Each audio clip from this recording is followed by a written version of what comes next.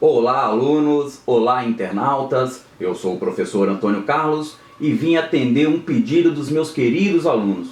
Meus alunos que estão sempre em contato conosco pelas redes, pelo WhatsApp, Instagram, Facebook, enfim, sempre sugerindo temas, tirando dúvidas e participando de uma forma muito bacana. Mas, tendo em vista aí o final do semestre, um assunto em especial foi campeão de pedidos. Professor, por favor, grave uma videoaula sobre controle de constitucionalidade. Então, resolvi atender esse pedido e tentar demonstrar aqui para vocês que este temível monstro do direito constitucional não é um monstro tão feio assim. Com a aula de hoje, vocês verão que o assunto não é tão difícil como se prega. Ou seja, o monstro só parece assustador, mas no fundo é um monstrinho bonzinho. Vem comigo.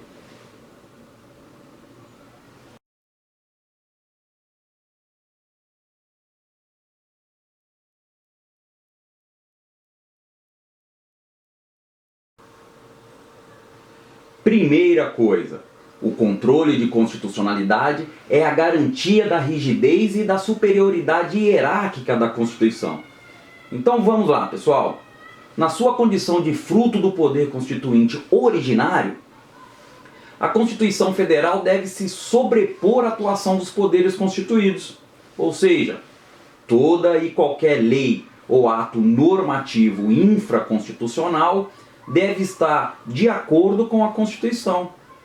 Se por acaso aparecer no ordenamento jurídico uma lei que esteja em desacordo com os preceitos da Constituição, chamamos essa lei ou ato normativo de inconstitucional.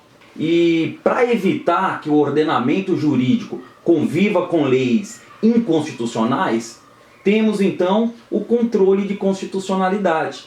Simplificando, o controle de constitucionalidade é então um instrumento, um mecanismo que existe para sanar um defeito do nosso ordenamento jurídico, limpando dele as leis ou atos normativos infraconstitucionais que estejam em contrariedade à Constituição, ok? Dito isso, precisamos agora identificar os tipos de inconstitucionalidade, ou seja, de contrariedade à Constituição que podem aparecer no ordenamento jurídico. Então, essa inconstitucionalidade pode ser por ação ou por omissão. Inconstitucionalidade por ação é quando o legislador age, quando ele edita uma determinada lei. E a inconstitucionalidade por omissão é quando o legislador deixa de agir, ou seja, não editou a lei que deveria editar. A inconstitucionalidade por ação pode ser material ou formal. A material é quando ofende a matéria ou os princípios da Constituição. E a formal é quando a lei ofende um procedimento da Constituição. Por exemplo, na Constituição consta que legislar sobre trânsito é competência privativa da União. Quando um Estado ou um município legisla sobre trânsito, estamos diante de uma inconstitucionalidade formal. Por quê? Porque ela ofende um procedimento constitucional.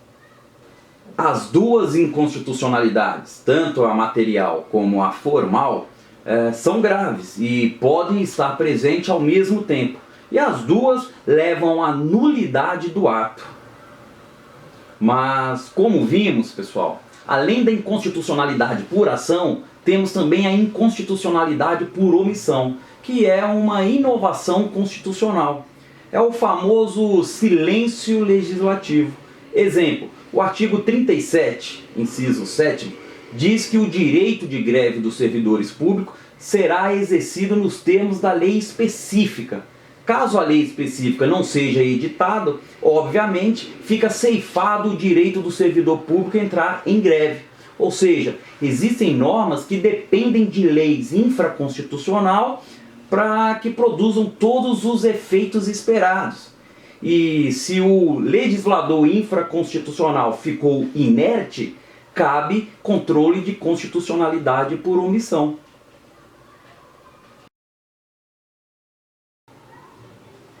Pronto. Já vimos o que é controle de constitucionalidade e suas hipóteses. Agora vamos ver suas classificações. Olha que simples, pessoal. Quanto ao momento, o controle pode ser preventivo ou repressivo. Preventivo é antes do aperfeiçoamento do ato, ou seja, antes do projeto virar lei. E ele é exercido pelo legislativo, lá no projeto, quando estão discutindo o projeto de lei, pela Comissão de Constituição, Justiça e Cidadania. Pode ser exercido pelo executivo também, através do veto, do presidente, do governador, do prefeito.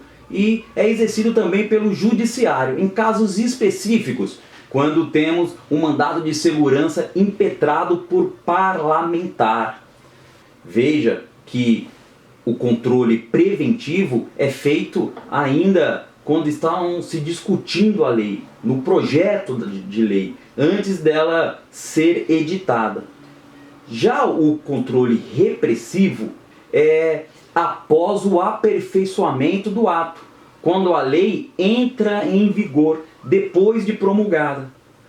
O controle de constitucionalidade repressivo, em regra, é exercido pelo Poder Judiciário.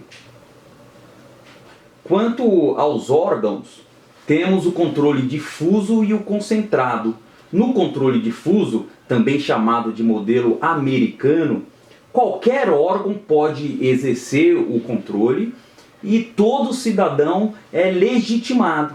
Já no controle concentrado, também chamado de modelo austríaco, baseado ali na pirâmide do Kelsen, somente o STF exerce o controle de constitucionalidade e os legitimados não são qualquer cidadão, mas os que constam ali no rol do artigo 103. Quanto à posição da questão constitucional, o controle pode ser abstrato ou concreto. O abstrato também chamamos de direto e o concreto também chamamos de incidental. Calma, porque parece difícil, mas é muito fácil. Olha só, no controle abstrato ou direto, não tem um caso concreto, não há partes. Pergunta-se apenas ao órgão responsável pelo julgamento se determinada lei ou ato normativo é ou não é constitucional. No controle concreto ou incidental, temos um processo normal com pretensão resistida, ou seja, um litígio entre as partes. E no meio do litígio surge o controle de constitucionalidade como uma causa de pedir. Por isso ele é chamado de concreto, porque tem um processo em andamento, uma lide qualquer. E no meio desse caso concreto, um dos pedidos de alguma das partes está fundamentado na questão de constitucionalidade. Ou seja, incidentalmente, isto é, a parte, a inconstitucionalidade é arguida. Atenção, no controle incidental, o controle de constitucionalidade é a causa de pedir. E no controle abstrato, a questão da constitucionalidade é o pedido. E só para fechar essa questão, o Brasil usa o controle jurisdicional misto, ou seja, o controle de constitucionalidade judicial é exercido tanto pela via do controle difuso ou incidental, quanto pela via do controle concentrado ou abstrato.